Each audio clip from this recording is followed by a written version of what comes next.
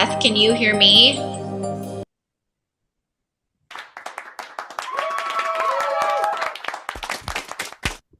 Oh, there you are.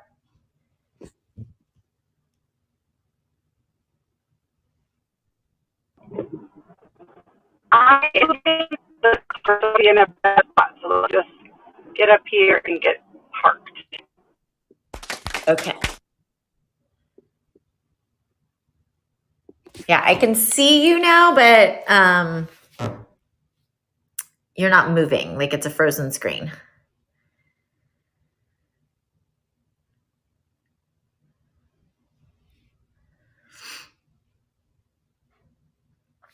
We're having some technical difficulties as we start today.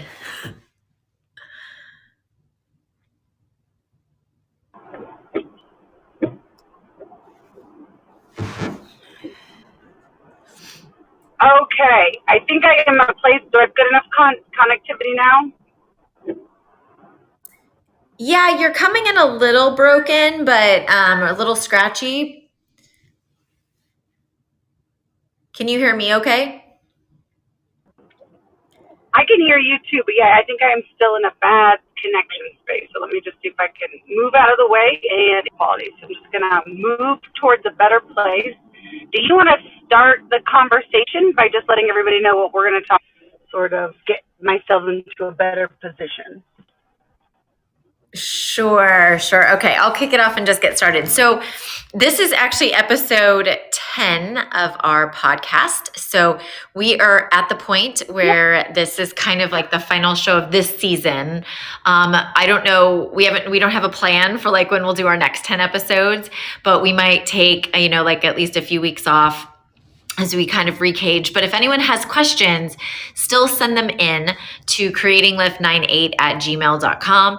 And then we'll be sure to like plan our upcoming shows in the next season around some of the questions that you guys have for us. So until then, we do have tonight's episode, and we thought that we would just answer or ask each other some of the questions that we get asked a lot from people regarding mentorship requests. In fact, I'm here at Little Rock Air Force Base, and I probably already got like 3 or 4 requests over the last 2 days of people that were asking me about mentoring and just if I did that and if I could talk to them. I actually had someone ask me if I would be willing to talk to her child. So that was a new one. Oh my gosh. Yeah. How old was the child? I think he was like 10 or 11. And I think it was kind of like, he won't listen to me. I think he needs someone like you to listen to. And I was like, okay, I don't do that. Doesn't that used to be a show like The Nano or something like that, you know? Yeah, exactly. So anyway, it comes all the time and we're happy to do it. It just is, we thought this podcast would be a great format for answering people's questions so that when we don't have the bandwidth to individually speak to people, this is a resource for them. So I'll start with one question that I get asked a lot, and then I will answer it myself, and then I'll pass it over your way, Beth, if that sounds like a plan. Okay.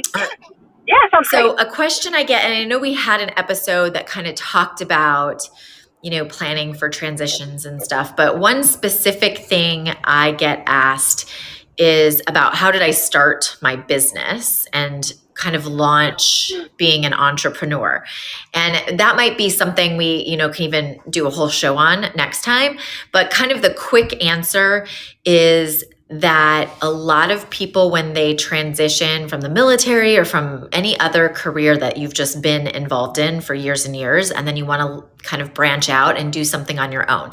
So the reason, I'll kind of like back it up a second, the reason I wanted to work for myself and be an entrepreneur is because I wanted to have 2 things. The first one was flexibility and freedom in choosing when I would work. So my hours, my vacations, my ability to say things like, well, I'm just going to take the month of July off, or I'm going to take the month of December off, and not have to ask anyone's permission. After 20 years of being in the military, that was kind of a priority for me. And then secondly, I don't know, Beth, if you can relate to this, but you get forced on teams a lot of times, at least in my experience. And I wanted to be able to choose the people I worked with and the projects that I invested my time in. So anything that I invest time and energy in, I have to feel passionate about it and I have to feel a connection with the people that are involved. So those are kind of like my two reasons for wanting to launch and start this new business. And then the second aspect of launching your own business that I would kind of give some mentorship around is this idea that it's a scary unknown. It definitely is an unknown, but there's also ways that you can plan and prepare to take care of some of the things that might make it a scarier experience. So I know I sought out a few different mentors to get different perspectives on just like the business the business side of starting your own business. Like, how do you set up your LLC? How do you find, like a lawyer and your support teams and all of those things?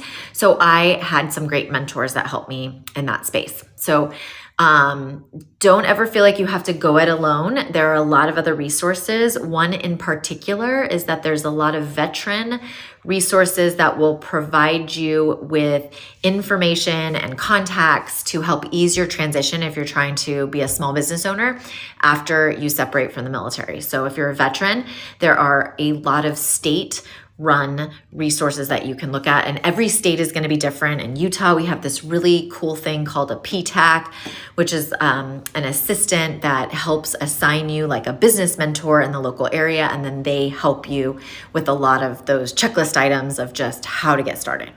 So that's been super helpful for me. And it alleviates some of the fear that I had around starting the business. Now, one thing I have realized is that I don't like, nor am I very good at, like a lot of the business parts of what I do. I am definitely more of a creative, more of a networker and a connector. And I love being out and teaching workshops and educating and speaking. So what I have also done is surrounded myself with a great team where I have people that are really good at those things so that they can support me and take some of that noise off my plate, so I'm not distracted by, spending excessive amounts of time like researching tax law or different things. Like, I have people that I can rely on for that. So bottom line, know why you're starting your business, because that's the first, I think, key ingredient. So I had my two reasons. And then second, set yourself up with a plan and with understanding your resources, your state-based information and education that you can tap into, and then finding some mentors. And then it'll take some of the fear away from taking that leap. Oh, that's awesome. And lots of people are in this transition, right, between their first and second career. And I was reading this really interesting book, and it was talking about the need to, in your second career, really take your learning, right? And they called it crystallized intelligence. And you transition that into teaching people and showing people, right? But you want to always be learning and doing. And I think that's what's so cool about your second career is that you are primarily teaching people things that you've learned, but you're also doing a lot of learning as you go. And I think that's, helps you to, stay energized and stay focused on goals and stuff. Yeah, absolutely. I learn every day and I pivot and I create, and there's always like a new roadblock. I mean, COVID became a huge one, right? When all of a sudden it's like, hey, I speak on stages. Oh, wait, there's no stages to be had now. And I think a lot of people would see that uncertainty as like, I freak out and I now have no control and what am I going to do, and feel lost in this space. But with a lot of the mindset work we do, it really helps to just see the uncertainty as a pivot point and an opportunity to create something new and to kind of tap into the innovation and creativity that you have inside you. Oh, that's fantastic. Yeah, it's tough, as you kind of crest up and down. that transition in life, that can be tough. And I'm sure that that's, for you, that's tough. I think for anybody, approaching that too, that's scary and tough. So my husband recently retired, Rob did, and he's started several, he's small businesses, so franchises and whatever. And it's been really fun. I think scary, but at the same time, really fun to learn about what does that mean to own a small business, and what does that mean to, have to make sure that you have your accounting correct and you're paying your taxes correct. I mean, those are things we had the luxury of not necessarily really worrying about because we worked for the government, or work for the government in my case. So I think that transition is scary, but also fun because you're getting to learn some stuff. Absolutely. So what other questions, what's one of the top questions that you get asked? Well, this is what I wanted to chat about, and that's favorite books. So favorite thing to read or most impactful book. So the first one, I love that question, first of all, when people say like, hey, what's a book that you recommend? And so I always say, like, are you talking about for fun? Because I'm not just reading. I'm not one of those people that enjoys nonfiction for fun. That is not me. I like to read fiction. I like to just have a good book that takes my mind off of things and whatever. But if we're talking about nonfiction, I'll say the book that had the most impact on me it easily is David Brooks' Second Mountain. And so I'll give mine, and then I'll ask you to kind of provide your favorite book or set of books. But for me, it was really impactful because it showed that there was his basic premise is there's a first mountain that you climb early on in your career. And that's where you're really struggling. It's all ego driven. It's about success and achieving for your own personal gain. And what you find at the top of the first mountain is the same for everybody, is a very empty feeling. It is empty because that kind of success, that ego-driven success, in fact, is a falsity. And what you then start on after that big disappointment, whatever that looks like for people, is the second mountain, which is living in service to others and ways in which you can just serve others. And he has all kinds of examples in the book where he talks about, you're talking about like janitors in hospitals, right? Or you're talking about like real, decision makers or big influential people, but that are doing what they do and spending the amount of time because they want to serve others. And that for me was it came at the right time in my life. It came at a moment where I was like, that's right, because working hard for myself, that was empty for me. But working hard, knowing that I was serving others or helping others achieve something was a totally different thing. So it's not the easiest book to read. That's why I have it in a book. In fact, I could grab it off my bookshelf. I have it on tape and I have it on my Kindle because it's not like I'm just sitting around reading it. So, when I recommend it to people, they're always like, well, that was a tough read. I'm like, yeah, that's fair. You can read it in chunks. But the message in and of itself is a really good one. Okay, so how about you? What's your favorite book or most impactful book in that way? Well, first, I'm just going to comment because you did give me that book as a recommendation, and I used it with a couple of my coaching clients. In fact, one of them, we were like, all right, we're going to read this book together. And it kind of took us like 6-7 months to get through the book because you're right. Like, it's a hard one. We'd keep checking in with each other. I'm like, where are you? And she'd be like, where are you? And I didn't want to admit, like, I'm still on page like 70. Like it's a hard read, but it was a good read. I agree because, and I think it for me solidified like in this second career that I'm on the right path, right? Like I am in that second mountain and any struggles I might have had about like, was this the right choice? Am I where I'm supposed to be? Like that really helped to kind of,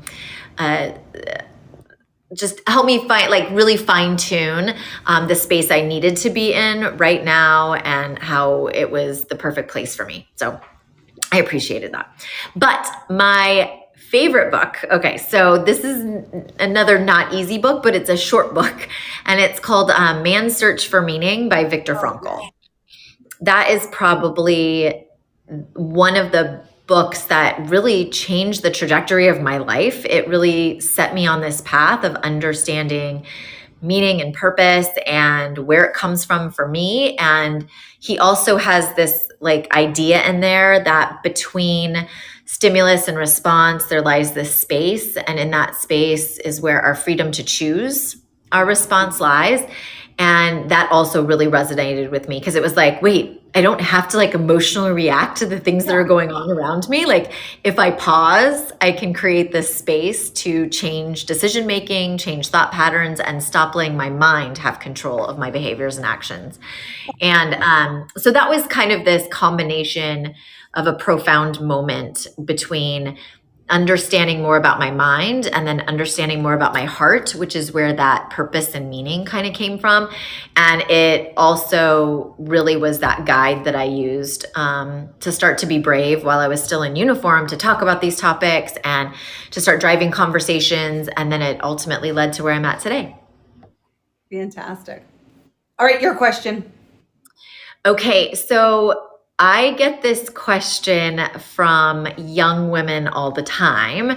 And I think we kind of skirted the issue a little bit in one of our other podcasts, but this idea of if I want to be a pilot, I can't be a mom. Or the idea of like, I want to be a mom, therefore I'm not going to choose to be a pilot.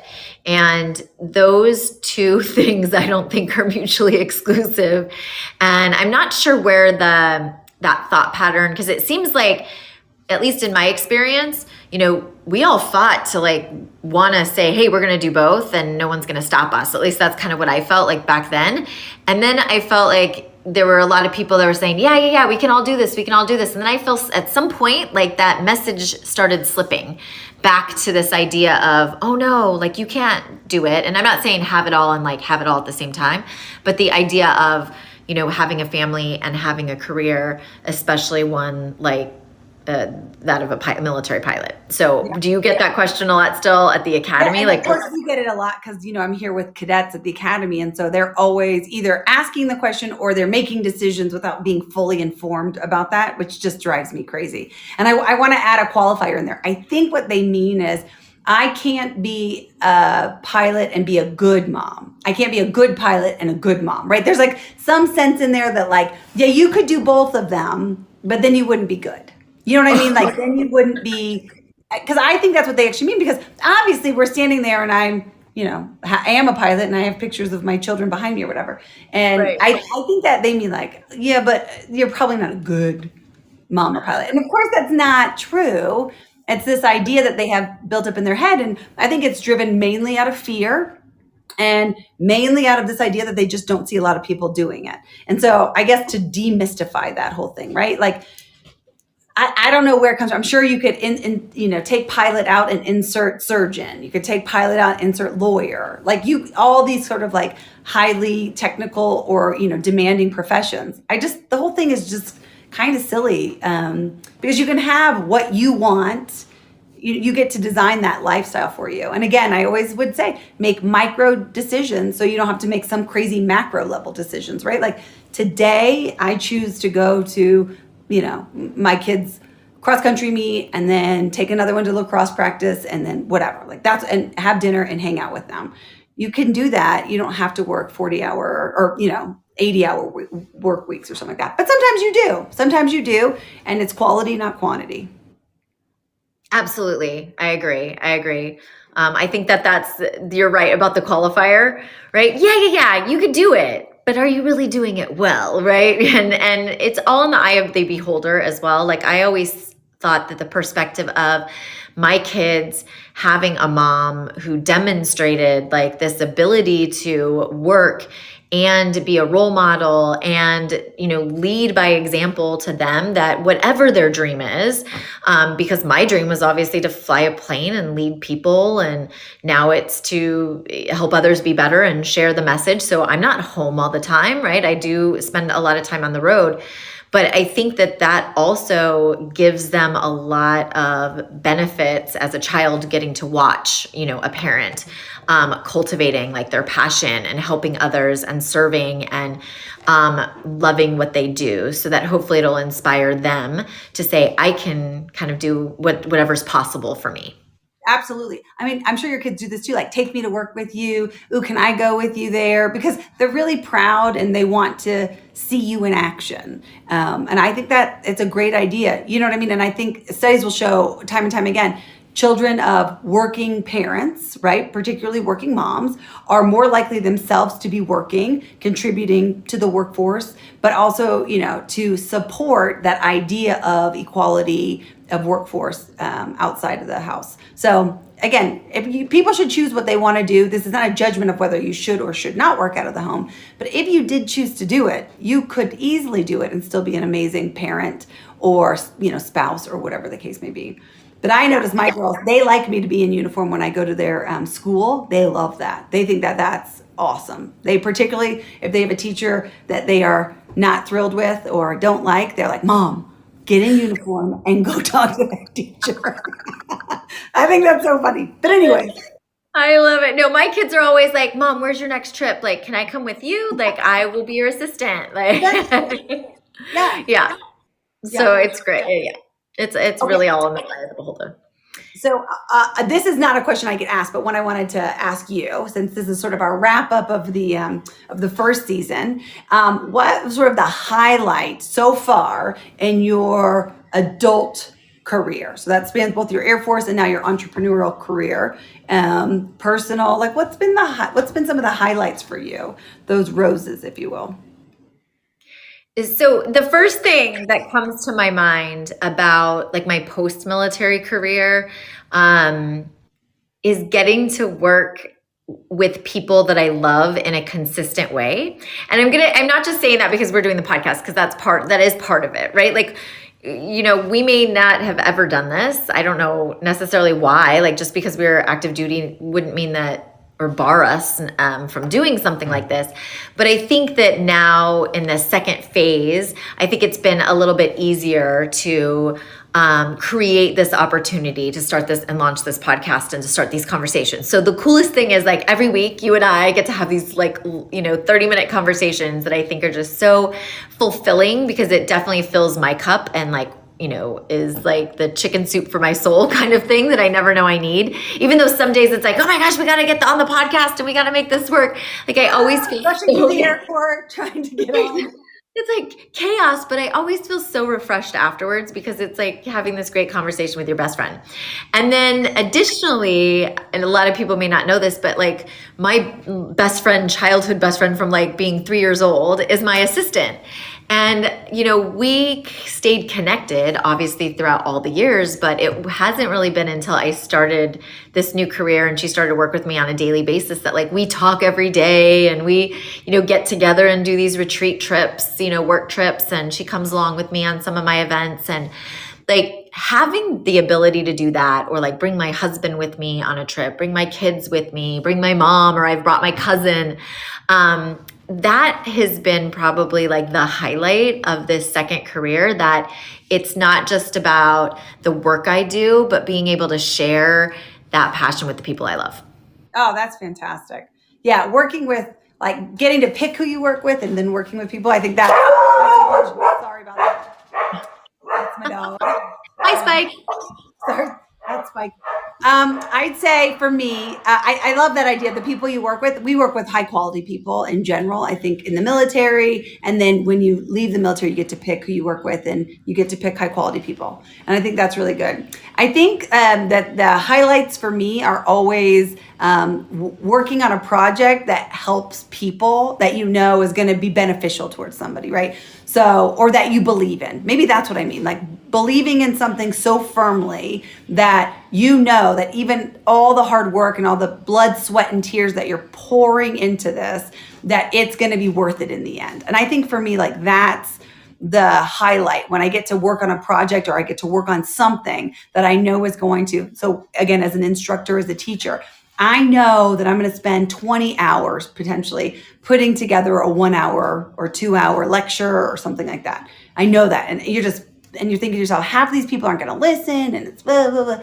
And then you give the brief or you give the class or the lecture. And afterwards, first of all, it spurs incredible conversation. And then people say, oh my gosh, that was really helpful for me to frame this issue or to learn X, Y, or Z. And that's nothing is like more fulfilling. We're just like, oh, it was all worth it. Staying up until 1 a.m., reading boring, studies on whatever topic it is. I think that's probably like one of the highlights for me. That's awesome. And that so fits because you love those big problems. Love And problem solving.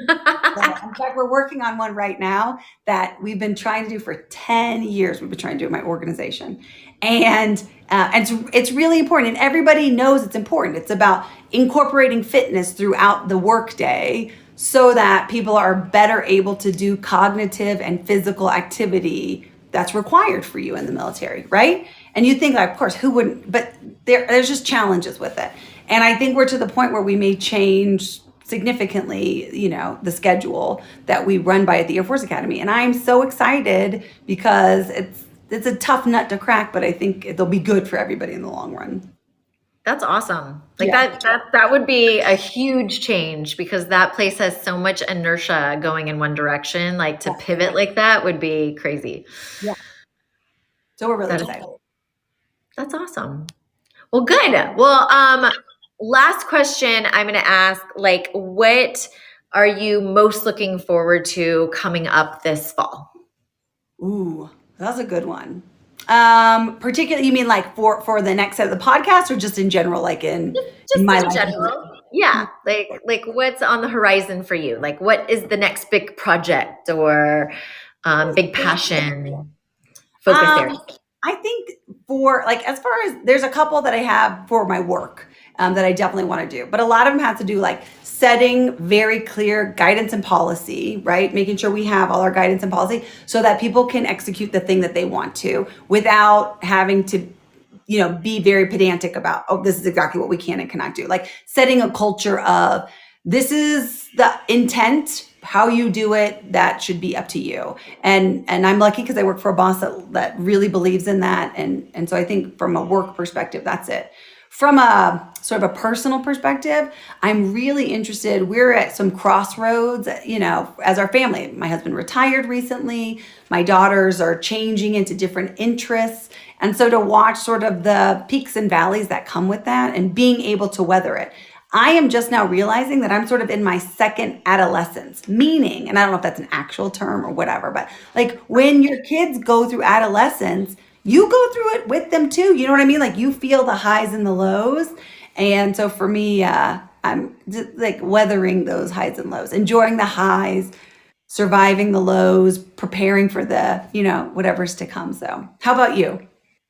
Well, I hear you with a 15-year-old in my house too. I hear you on the second adolescence. I've never heard it called that. I actually, and I'm going to say it out loud here, and my editor's really going to appreciate that, but I am going to work on my book. I have had this on my plate, and I won't say it's on my to-do list because I try not to make it a to-do, but more of something I'm passionate about and want to sit down and just share stories. And but I did hire an editor to help me not just like fine tune my writing, but to keep me in check. So he is on my butt and on my case constantly. And I'm like, I promise I'm going to get to it. I promise. And it's like, I know I sound like a broken record here, but that's like my fall kind of project and plan is to really dive in. And I mean, I wrote my dissertation in 10 months. So I keep telling myself like, you can do this. It's just like, you have to see it in these small chunks instead of this big, huge, massive project that has so much enormity to it. Like I can't see the end. And so that's where I'm committing to this fall, taking these bite-sized pieces, small steps, as long as they're in the forward direction and getting it done. So that's my big project. That's fantastic. Yes, and I've just said it out loud. So when we come back, everyone's going to be like, so how's your book going? I do remember this about writing my dissertation. Rob would come home and like every day he'd come home and he'd go, hey, how far did you get? Or what'd you get done? And I'd be like, I didn't get anything done. Like I did nothing today and I'm a failure. And every day I was like, you can't ask me that question anymore because I just felt you take such a small step that you can't even perceive it.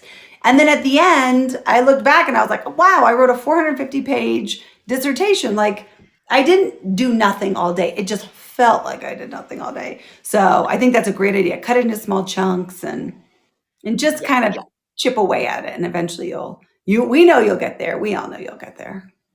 Absolutely. But this has been so much fun. Like, thanks for going on this journey with me. Back at you. Awesome.